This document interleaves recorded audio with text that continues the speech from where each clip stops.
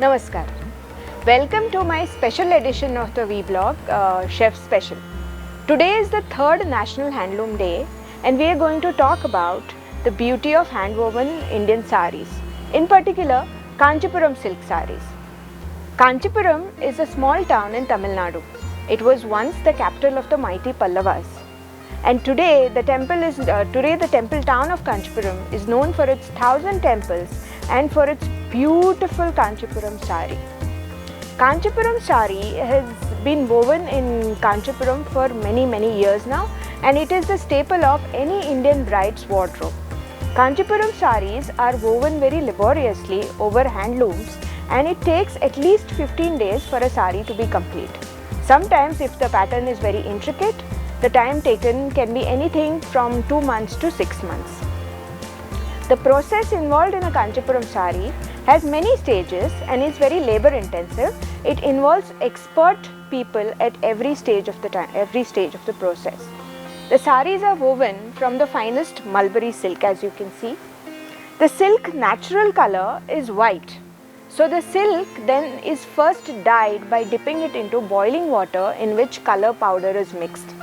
After that, the yarns are spread out to dry, and after drying they are woven on a charkha and put on a spindle. Then when it is time for the color yarns to move to the weaver, then the yarns have to be stretched and they have to be starched. That is a long process which involves a lot of people in doing the stretching. After that, the stretched yarn is put on the loom, and on the loom the weaver sits and he arranges the loom like that, and using a warp and a weft the saree is woven. Traditionally, Kanchipuram saree, the border, the pallu and the body of the saree are woven separately, and they are all joined together using a technique called petni. If you can see this saree in particular, you can see that the body of the saree is pink and the pallu is in black, and there is this part where it is interlocked together. This is known as the petni or the Karve technique.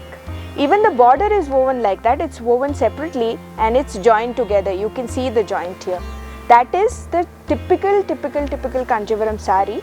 But nowadays, because it takes 2 weavers to do this process together, this interlocking, and more weavers are actually not continuing with their work, what the people in Kanchipuram are doing is they are dyeing the yarn first in the body color, in the border color and the pallu color, and then they are weaving it together.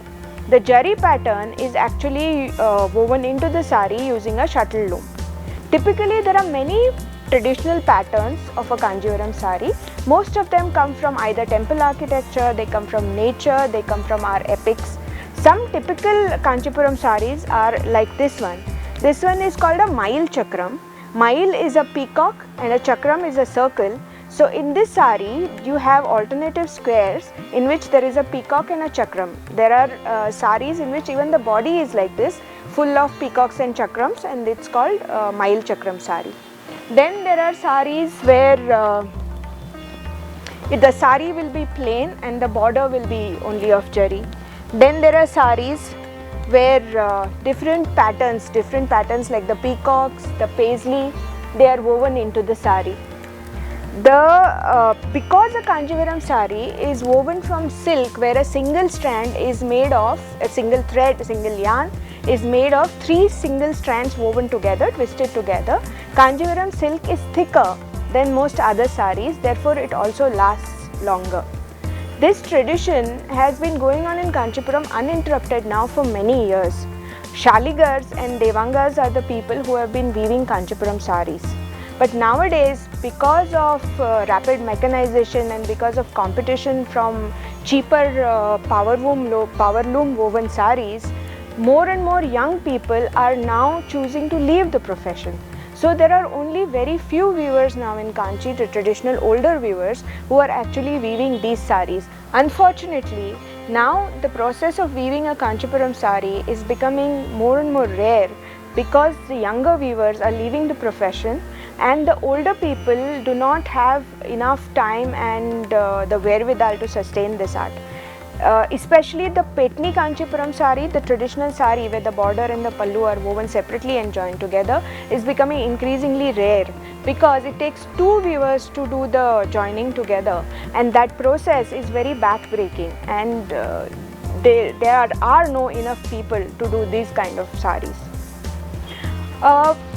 The only way to support this craft and to make sure that it survives is for each one of us to ensure that we buy authentic Kanchipuram traditional saris, handloom saris, and not the cheaper powerloom versions.